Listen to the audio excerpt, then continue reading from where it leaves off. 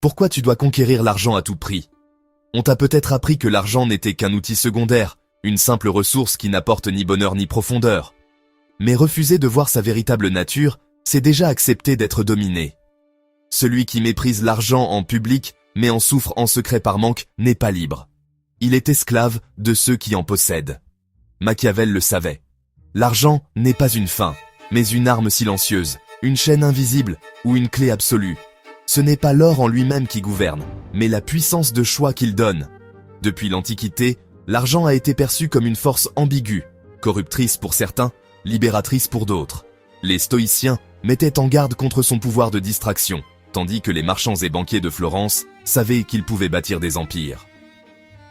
Machiavel observait que l'argent achetait la loyauté, la sécurité et même le silence.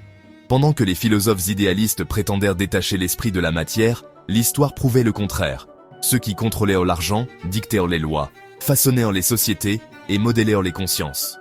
Sans argent, la liberté n'est qu'une illusion fragile. Tu crois peut-être que l'argent n'est qu'un détail matériel, mais la vérité est plus sombre. Chaque pièce, chaque billet est une part de ton souffle échangé contre le monde.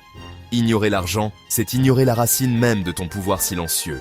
Alors, pose-toi cette question essentielle. Es-tu maître ou prisonnier de tes besoins?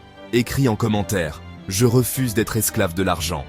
Abonne-toi et reste jusqu'à la fin, car une vérité dérangeante t'attend. Une vérité que peu osent regarder en face. Maintenant, regarde sans détour ce que tu refuses d'affronter. Le premier principe que tu dois comprendre pour saisir l'urgence d'acquérir autant d'argent que possible est que l'argent agit comme un miroir de ta liberté réelle. Tu peux nourrir de grandes ambitions, proclamer ton désir de liberté ou rêver d'une vie différente.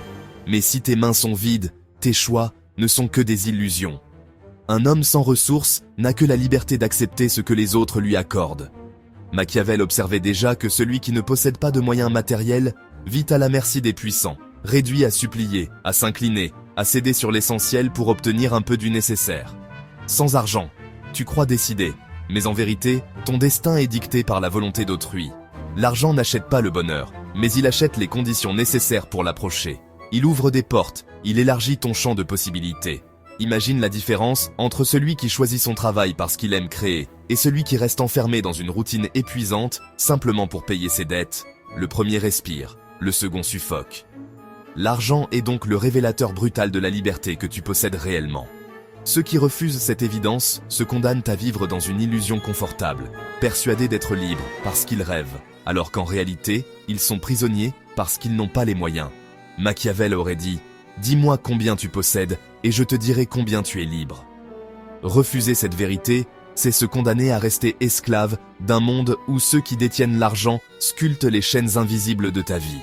Le deuxième principe que tu dois retenir pour comprendre pourquoi l'argent doit être accumulé à tout prix est qu'il se dresse comme une muraille contre la dépendance. Dans un monde où tout s'échange, celui qui n'a rien est réduit à demander. Et demander, c'est déjà s'agenouiller. C'est perdre une part de sa dignité, céder un fragment de sa volonté. Machiavel savait que celui qui dépend des faveurs est déjà un sujet faible. Il doit continuellement calculer ses mots, offrir des sourires forcés, sacrifier sa vérité intérieure pour préserver une illusion d'harmonie. Sans argent, tu deviens prisonnier des humeurs des autres, obligé de subir ce que tu n'as pas choisi, forcé de te conformer à des règles qui ne sont pas les tiennes. L'argent, au contraire, érige un mur invisible entre toi et les pressions extérieures. Il ne te protège pas seulement contre le manque, il t'offre la possibilité de dire non. Et dire non dans un monde d'obligations et de contraintes est un luxe que peu peuvent se permettre. Imagine celui qui accepte des humiliations quotidiennes pour conserver un salaire médiocre, et compare-le à celui qui, riche, peut refuser toute compromission et tracer sa propre route. Le premier vit dans la peur, le second dans l'assurance. Sans argent, tu es vulnérable aux manipulations affectives, sociales et professionnelles. Avec l'argent, tu repousses ces chaînes invisibles et tu affirmes ton autonomie. La muraille que l'argent construit n'est pas faite de pierre, mais de possibilités. Elle t'offre le choix de tes alliances, la force de refuser les compromis qui t'affaiblissent, et la capacité de préserver ton intégrité. Refuser de bâtir cette muraille, c'est accepter que les autres aient toujours un levier sur toi. Le troisième principe que tu dois retenir est que l'argent agit comme un levier de respect invisible. Beaucoup aiment croire que la valeur d'un être se mesure à sa sagesse, à sa bonté, à ses qualités intérieures. mais la réalité est plus dure. Les regards changent lorsque la richesse entre en scène. Machiavel savait que le respect n'est pas une vertu spontanée, mais une conséquence des rapports de force. L'argent, en silence, modifie la perception que les autres ont de toi. Celui qui est pauvre peut être brillant, mais ses idées sont ignorées, ses talents sous-estimés, son autorité refusée. Celui qui possède, même médiocre, inspire un respect immédiat. Car les hommes respectent ce qu'ils craignent de perdre ou ce dont ils peuvent profiter. Ce levier est subtil. Il ne s'agit pas d'exhiber ta richesse, mais de la laisser planer comme une aura invisible qui influence les comportements. Dans une conversation, tes paroles portent plus de poids, tes décisions plus de valeur, tes silences plus de gravité. Simplement parce que les autres savent que ton argent existe, même tes relations intimes sont transformées. Sans argent, l'amour se heurte vite aux réalités. Les promesses se brisent sur le manque. Avec l'argent, la fidélité et la loyauté prennent racine dans une sécurité tangible. Certains diront que ce respect est faux. Mais Machiavel aurait répondu que tout respect est relatif et que seul celui qui détient l'argent peut choisir s'il veut être entendu ou ignoré. Le quatrième principe que tu dois intégrer est que l'argent fonctionne comme un langage secret du pouvoir. Dans les cours des princes, Machiavel observait que les mots, les alliances et même les menaces restaient fragiles comparés à l'influence discrète des flux financiers. L'argent traverse les frontières, les idéologies, les croyances, car il parle une langue que tous comprennent. Tu peux ne pas partager la foi d'un homme, tu peux ignorer sa langue, mais si tu poses l'argent sur la table, la communication devient immédiate. Celui qui maîtrise ce langage silencieux peut entrer partout, franchir les portes les plus gardées et obtenir des faveurs que ni la force ni la séduction n'auraient pu offrir. L'argent n'est pas seulement une monnaie, il est une syntaxe universelle, une grammaire invisible qui ordonne les hiérarchies et impose le silence aux réticences. Celui qui en détient beaucoup écrit des règles que les autres suivent pour ne pas perdre les avantages qu'ils en tirent. Sans argent, tu parles et tu n'es pas entendu. Tu exiges et tu n'as pas de poids. Tu cries et ton écho se perd dans l'indifférence. Avec l'argent, parfois, tu n'as même pas besoin de parler. Ton simple geste, ton silence soutenu par ton abondance, suffit à dicter la conduite des autres. Machiavel aurait dit que l'argent est le seul langage qui ne demande pas de traduction, car il s'impose comme une évidence universelle. Le cinquième principe que tu dois saisir est que l'argent agit comme un révélateur brutal des illusions modernes. Le système actuel t'enseigne que la passion, le talent et l'authenticité suffisent pour trouver ta place.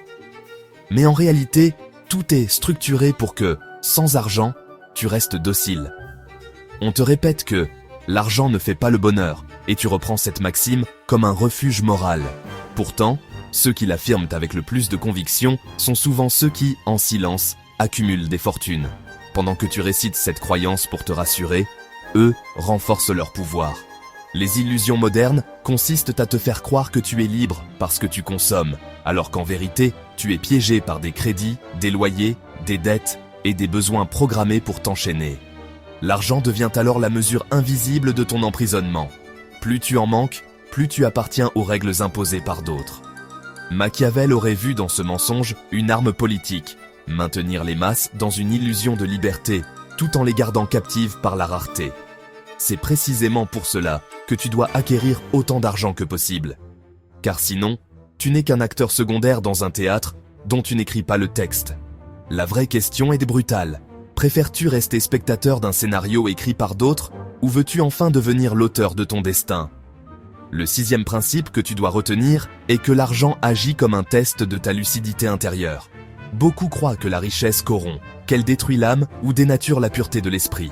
Mais ce n'est pas l'argent qui corrompt, c'est le cœur faible qui se révèle lorsqu'il est mis à l'épreuve. Machiavel savait que le pouvoir ne transforme pas l'homme, il l'expose. L'argent obéit à la même logique. Si tu es esclave de ton ego, si ton besoin de reconnaissance et de domination te contrôle, alors l'argent deviendra ton poison. Mais si tu es lucide et que tu comprends que l'argent est un outil et non une identité, il se transformera en arme. Ta manière d'utiliser l'argent révèle qui tu es vraiment. Le prodigue inconscient se ruine pour plaire. L'avare tremble et perd sa vie à compter.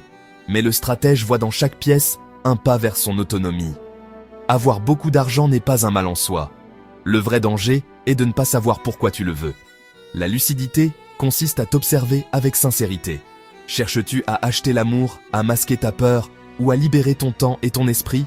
Celui qui passe ce test intérieur transforme l'argent en force. Celui qui l'échoue devient l'esclave de ses propres désirs. Le 7e principe que tu dois intégrer est que l'argent est un fardeau que seul un esprit stratégique peut porter. Beaucoup rêvent de richesse sans comprendre qu'elle n'est pas un confort, mais une responsabilité écrasante. Machiavel voyait les princes crouler sous le poids de leurs trésors, car plus ils possédaient, plus ils attiraient la convoitise, la jalousie et la trahison. L'argent attire les regards avides. Il réveille les instincts les plus bas. Il met à l'épreuve ta capacité à gouverner ton entourage. Celui qui obtient la richesse sans préparation devient prisonnier de sa propre abondance, englouti par ses excès, manipulé par des proches envieux, détruit par des ennemis qui guettent sa chute. Mais celui qui pense comme un roi sait que l'argent n'est pas un repos, mais une arme qui exige précision, discipline et vigilance. Accumuler de l'argent à tout prix ne signifie pas l'adorer, mais le considérer comme une couronne invisible qui impose silence et rigueur. Le véritable stratège utilise l'argent pour créer un espace de puissance, sans jamais s'y identifier. Il sait que l'argent est une lumière qui attire les ombres, et que seuls ceux qui restent froids face à ses séductions peuvent en faire un outil durable. Voilà pourquoi tu dois apprendre non seulement à acquérir l'argent, mais aussi à devenir l'esprit capable d'en supporter le poids. Et ce n'est que le début. Car derrière ces principes visibles se cachent des mécanismes occultes, encore plus dérangeants, qui façonnent ton rapport à l'argent sans que tu en aies conscience. Tu crois peut-être avoir compris la puissance de l'argent, mais ce que tu ignores encore, ce sont les forces souterraines qui façonnent ton rapport à lui. Car derrière chaque choix, chaque désir et chaque peur se cachent des mécanismes invisibles qui t'enchaînent sans que tu en aies conscience. C'est ici que commence le dévoilement des vérités occultes. Ces vérités dérangeantes révèlent que l'argent n'est pas seulement une ressource extérieure, mais une force psychologique et spirituelle qui agit dans l'ombre, transformant ton comportement, tes relations et même ton identité. Prépare-toi. Ce que tu vas découvrir maintenant ne parle plus seulement d'économie ou de stratégie. Cela parle de toi, de ton esprit et de tes chaînes invisibles. Le premier mécanisme occulte que tu dois reconnaître est que l'argent agit comme un masque de vertu. Depuis toujours, les hommes se partent d'un visage moral, prétendant agir pour des causes nobles, pour la justice ou pour l'honneur. Mais derrière les discours, le moteur véritable est souvent unique, l'argent. Machiavel observait déjà que les plus grands mécènes de son temps ne finançaient pas les arts par pure passion, mais pour gagner une réputation de sagesse et asseoir leur autorité. Ce masque fonctionne encore aujourd'hui. Les entreprises proclament défendre l'environnement. Les individus se disent charitables. Mais derrière ces gestes, il y a presque toujours la recherche d'influence et de profit. L'argent donne l'illusion d'une bonté authentique. Il permet de déguiser l'ambition en générosité, de transformer l'intérêt en sacrifice apparent. Celui qui possède sait que son pouvoir peut être camouflé sous des gestes altruistes. Mais l'observateur lucide voit la fissure dans le masque. Si l'argent disparaît, la vertu aussi s'efface. Comprendre ce mécanisme, c'est refuser d'être ébloui par les apparences. C'est discerner que derrière les discours de morale, la véritable mesure de la vertu est la capacité d'agir sans chercher le gain. Or, combien d'hommes peuvent réellement se vanter d'une telle pureté? Très peu. La plupart préfèrent utiliser le masque plutôt que de se montrer à découvert. Machiavel aurait dit que ce qui compte, ce n'est pas la sincérité, mais l'efficacité, et que l'argent est l'encre qui grave les vertus visibles aux yeux du monde. Le deuxième mécanisme occulte que tu dois admettre est que l'argent crée un lien invisible entre ton désir et ta peur. Chaque fois que tu rêves d'une vie meilleure, d'une maison plus grande, d'une liberté plus vaste, tu lis ton imagination à la promesse de l'argent. Mais en même temps, ce rêve s'accompagne d'une angoisse profonde. Peur de manquer, peur d'échouer, peur de voir disparaître ce que tu possèdes déjà. Machiavel aurait reconnu ici un paradoxe terrible. L'argent nourrit ton espoir, mais il engendre aussi ton insécurité. Celui qui n'en a pas vit dans la crainte du lendemain. Celui qui en a beaucoup vit dans la peur de le perdre. Ainsi, l'argent devient une prison psychologique. Il alimente ton désir tout en enchaînant ton esprit à l'angoisse. Le monde moderne exploite ce lien secret. Publicité, crédit, promesse de réussite personnelle. Tout est conçu pour exciter ton désir tout en réveillant ta peur de rester en arrière. Tu cours après l'argent, non parce que tu le veux vraiment, mais parce que tu crains la honte de ne pas l'avoir. Celui qui comprend ce mécanisme commence à se libérer, car il voit que le désir et la peur ne sont que les deux faces d'une même médaille. L'argent cesse alors d'être seulement une ressource.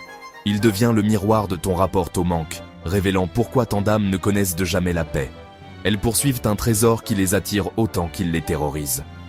Le troisième mécanisme occulte que tu dois comprendre est que l'argent transforme ton existence en théâtre de l'ego. Lorsque tu en gagnes, tu crois que c'est la preuve de ta valeur. Lorsque tu en manques, tu interprètes ce manque comme la preuve de ton insuffisance.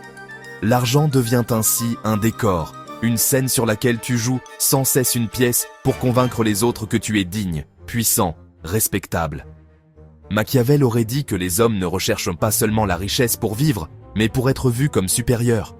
Ainsi, ta voiture, ta maison, tes vêtements ne sont pas de simples biens. Ce sont des masques que tu portes pour maintenir ton personnage. Mais ce théâtre est cruel, car il ne t'offre jamais de repos.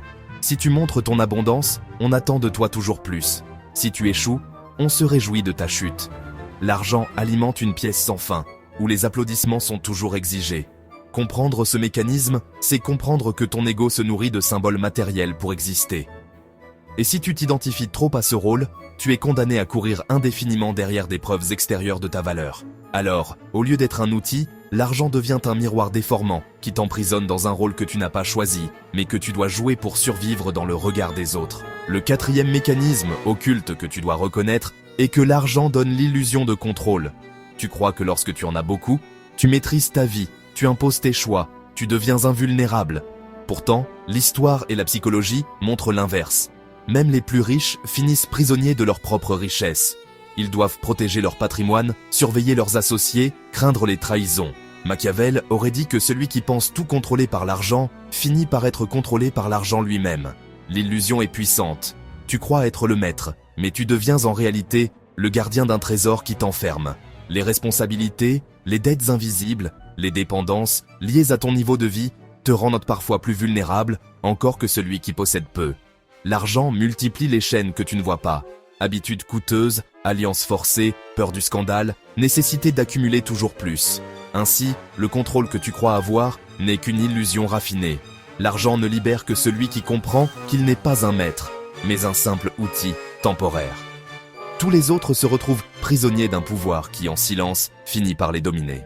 Le cinquième mécanisme occulte que tu dois admettre est que l'argent agit comme un poison subtil de la modernité. Le système dans lequel tu vis n'a pas seulement intégré l'argent, il l'a transformé en drogue. Tu es conditionné à consommer, à désirer, à travailler sans fin, pour alimenter un cycle qui profite à d'autres. On t'offre des cartes de crédit, on t'encourage à t'endetter, on glorifie ceux qui dépensent sans mesure. L'argent devient une substance qui stimule, qui excite, mais qui détruit lentement ta capacité à réfléchir avec lucidité. Machiavel aurait observé que les princes modernes ne dirigent plus par les armes, mais par l'addiction à l'argent. Tu crois être libre parce que tu achètes. En réalité, tu es esclave parce que tu ne peux plus t'arrêter. Ce poison agit dans l'ombre. Il nourrit ton ego. Il t'incite à vouloir toujours plus sans jamais te demander pourquoi. Et plus tu en veux, plus tu renforces les chaînes qui t'étranglent. La question est simple, brutale, incontournable. Es-tu maître de ton argent ou es-tu intoxiqué par lui ? Le sixième mécanisme occulte que tu dois reconnaître est que l'argent se transforme en champ de bataille de ton âme. D'un côté, il incarne ton désir de survie, ton besoin de sécurité, ta volonté de liberté. De l'autre, il réveille ton ego, nourrit ta vanité, excite tes instincts les plus bas. Ton rapport à l'argent révèle donc un conflit permanent entre ta quête spirituelle et tes pulsions terrestres. Celui qui méprise l'argent au nom de la spiritualité risque de tomber dans la misère et de perdre sa dignité. Celui qui adore l'argent au point d'en faire une idole perd son humanité et détruit ses liens véritables. Machiavel aurait dit que le véritable stratège est celui qui accepte ce champ de bataille sans se laisser vaincre, ni par l'un ni par l'autre extrême. L'argent doit rester un allié dans ta quête d'autonomie, mais jamais ton Dieu. Si tu refuses cette lucidité, ton âme sera tiraillée sans fin, incapable de trouver la paix. Car l'argent, plus que tout, révèle ta vérité intérieure. Es-tu un esclave qui obéit à ses instincts ou un maître qui gouverne son propre désir ? Le septième mécanisme occulte que tu dois intégrer est que l'argent agit comme un héritage de chaînes invisibles. Les dettes que tu contractes, les héritages que tu laisses, les transmissions financières que tu acceptes créent des trajectoires qui dépassent ta propre vie. Machiavel observait que les grandes familles de Florence ne gouvernaient pas seulement par leurs armes, mais par la continuité de leur richesse à travers les générations. Celui qui naît pauvre hérite déjà de manques et de limites. Celui qui naît riche hérite d'obligations, d'attentes et de pressions immenses. L'argent voyage d'une génération à l'autre comme un fantôme qui modèle les destins. Tu crois vivre pour toi, mais en vérité, tu portes déjà le poids des choix financiers de tes ancêtres. Et tu imposeras ce même poids à tes descendants. Comprendre ce mécanisme, c'est accepter que l'argent n'est jamais neutre. Il est une mémoire invisible qui façonne les vies bien après la mort. Refuser d'en prendre conscience, c'est condamner ton sang à répéter les mêmes chaînes. L'argent devient alors la matière avec laquelle se tisse l'histoire des âmes. Et seuls ceux qui osent briser ce cycle écrivent une véritable liberté. Tu as vu l'argent comme une idée. Tu l'as observé comme un miroir de ton esprit. Mais il est temps maintenant de l'affronter comme une discipline. Ici, il n'est plus question de philosophie ou de concept, mais de pratiques concrètes. L'argent devient une arme que tu dois apprendre à manier avec rigueur, silence et stratégie, chaque jour, sans relâche. Car ce ne sont pas les grandes théories qui changent ton destin, mais les habitudes invisibles que tu répètes. Ces techniques ne sont pas spectaculaires. Elles ne sont pas faites pour impressionner. Elles agissent dans l'ombre, lentement mais sûrement, comme des outils silencieux qui construisent ta liberté pierre après pierre. Souviens-toi, l'homme qui néglige ses gestes quotidiens finit esclave malgré ses ambitions. Mais celui qui les applique avec discipline se forge une puissance que rien ne peut ébranler. La première technique silencieuse que tu dois intégrer est de transformer chaque dépense en choix stratégique. La plupart des hommes dépensent sans réfléchir, emportés par leurs émotions, leurs désirs immédiats ou le besoin d'impressionner des personnes qui ne comptent pas. Mais chaque pièce qui sort de ta main est un soldat que tu envoies au combat. Un stratège comme Machiavel ne voyait jamais une dépense comme neutre. Il savait qu'elle servait soit à renforcer sa position, soit à l'affaiblir. Lorsque tu achètes, demande-toi, cet argent revient-il vers moi sous une forme plus forte ou disparaît-il dans le néant? Payer pour apprendre, pour t'équiper, pour bâtir des alliances solides est une dépense stratégique. Payer pour prouver à d'autres que tu existes est une capitulation. Chaque dépense doit être vue comme un mouvement sur l'échiquier de ta vie. Demande-toi toujours, avance-t-elle mon pouvoir? Protège-t-elle ma liberté? Ou bien m'attache-t-elle à une dépendance inutile? Ce regard transforme l'acte banal d'acheter en un calcul lucide. Même les petites sommes comptent, car elles dessinent les habitudes qui, multipliées, sculptent ton destin. Tu n'as pas besoin d'être riche pour agir en stratège. Tu as besoin d'être conscient. L'homme qui voit dans chaque dépense une pièce de son armée devient plus puissant que celui qui accumule sans comprendre. Car l'argent dépensé avec stratégie revient toujours sous une forme plus grande, tandis que l'argent gaspillé devient une trahison de soi-même. La deuxième technique silencieuse que tu dois cultiver est de bâtir une discipline froide d'accumulation. La majorité des hommes épargnent seulement lorsqu'il reste quelque chose, rarement, sans constance, laissant leurs émotions gouverner leur rapport à l'argent. Mais si tu veux t'élever, tu dois inverser ce mécanisme. L'épargne n'est pas un reste, c'est une fondation. Machiavel observait que les princes intelligents ne dépensaient jamais tout, car ils savaient que le trésor constituait leur sécurité et leur levier de manœuvre. Toi aussi, tu dois établir un rituel glacé et répétitif. Mettre de côté une part de chaque gain, sans négociation, sans attendre le moment idéal. Cette discipline devient un mur qui se renforce chaque jour, imperceptible mais solide. Peu importe la somme, ce qui compte, c'est la régularité. Ce comportement détruit la mentalité du pauvre qui attend le miracle et forge celle du stratège qui fabrique sa propre forteresse. L'accumulation froide n'est pas un acte d'avarice, mais une arme silencieuse contre l'incertitude. Celui qui la pratique ne tremble pas quand la tempête arrive, car il a déjà construit son abri. Sans cette discipline, même les plus grandes richesses s'évaporent, mais avec elles, même les plus petites sources deviennent un fleuve. Celui qui apprend à accumuler froidement prépare son pouvoir à croître quand les autres s'effondrent. La troisième technique silencieuse que tu dois apprendre est l'art du silence financier. Trop d'hommes détruisent leur puissance par le besoin de montrer, de se vanter, d'exposer ce qu'ils possèdent. Mais l'argent ne doit pas être un drapeau, il doit être une ombre.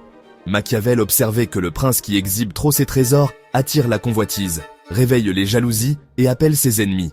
Celui qui garde ses richesses discrètes, au contraire, agit dans une invisibilité protectrice. Tu dois apprendre à ne pas parler de ton argent, à ne pas exhiber tes projets financiers, à ne pas dévoiler tes gains. L'argent agit mieux lorsqu'il est perçu comme une possibilité vague, une aura discrète plutôt qu'un étalage.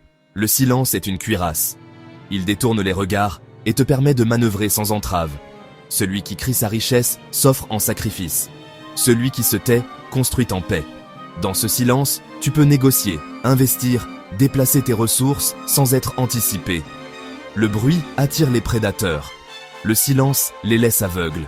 Apprends donc à vivre dans une sobriété apparente, à laisser croire que tu es neutre, tout en consolidant ton pouvoir dans l'ombre.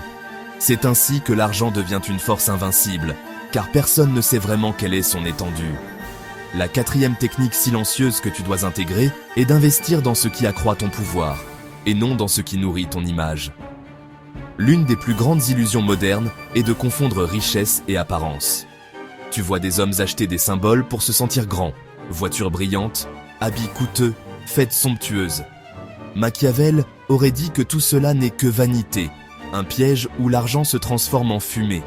Le véritable stratège ne cherche pas à impressionner par ce qu'il possède, mais à renforcer sa position par ce qu'il construit.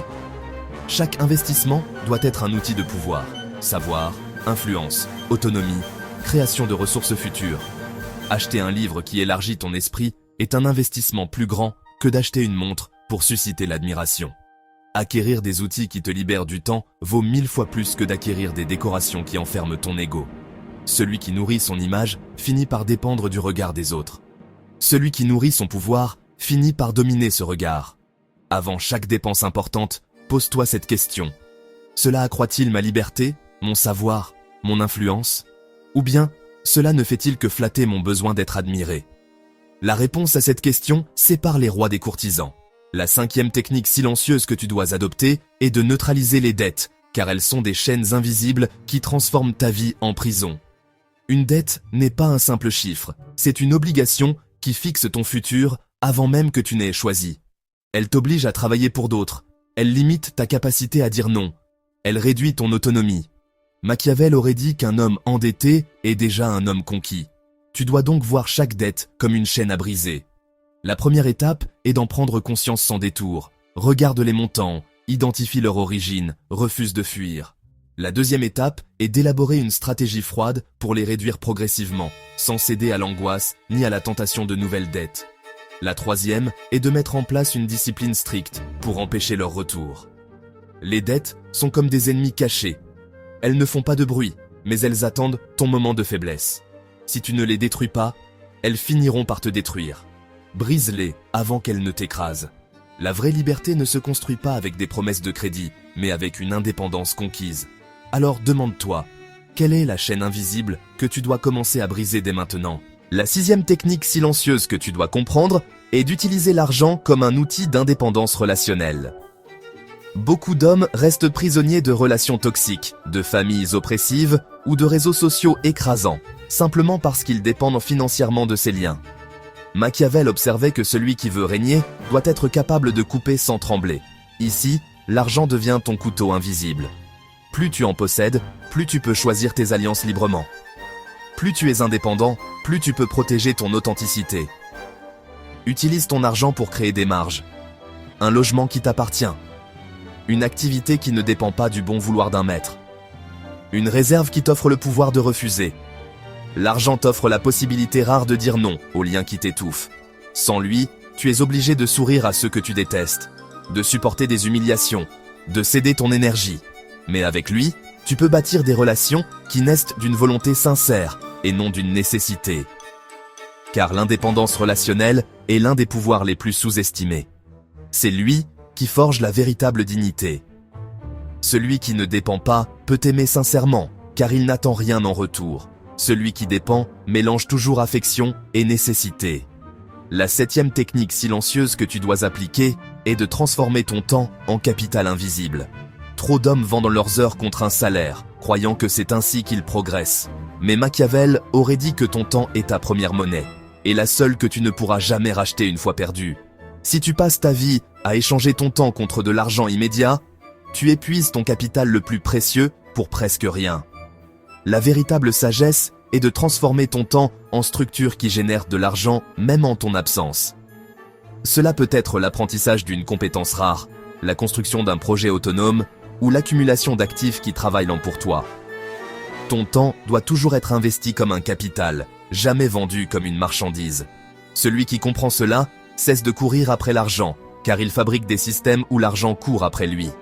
Le capital invisible, c'est ta capacité à multiplier tes heures par des leviers. Celui qui gaspille son temps devient pauvre, même s'il gagne beaucoup. Celui qui l'investit devient riche, même s'il commence avec peu. Chaque heure est une pièce d'or que tu peux dilapider en distraction ou transformer en trésor. Ton destin dépend de ce choix silencieux. Tu as traversé un long chemin, et si tu es resté jusqu'ici, c'est que tu sais au fond de toi que ce message n'est pas une simple réflexion, mais une révélation qui gronde dans ton esprit. Tu comprends désormais que l'argent n'est pas seulement une ressource neutre, ni un simple moyen d'échange, mais qu'il est une force existentielle qui modèle ton rapport à la liberté, à la dignité et même à ton âme. Machiavel l'avait vu avec une clarté implacable. Celui qui possède l'argent détient les clés invisibles des destins, et celui qui le méprise devient tôt ou tard la proie de ceux qui l'accumulent. Refuser de voir cette vérité n'est pas une preuve de sagesse, mais une marque d'aveuglement. Tu ne vis pas en dehors du système. Tu n'existes pas en dehors des flux d'argent. Tu es inscrit dans ce théâtre et tu dois choisir ton rôle. Seras-tu l'acteur qui écrit son texte ou le figurant qui subit la pièce? Ce que tu dois retenir de ce voyage, c'est que l'argent n'est pas un dieu à adorer, mais un outil à maîtriser. C'est une arme silencieuse, une muraille contre la dépendance, un levier de respect, un langage universel. Mais c'est aussi un poison, un théâtre de l'ego, une illusion de contrôle qui détruit ceux qui n'ont pas la lucidité nécessaire pour le manier. L'argent révèle ce que tu es, il expose tes forces, il dénude tes faiblesses. Celui qui l'accumule sans conscience se perd dans son excès. Celui qui le rejette par peur se condamne à la servitude. Mais celui qui choisit de le regarder en face, stratégiquement, en fait une arme de libération et non une chaîne de domination.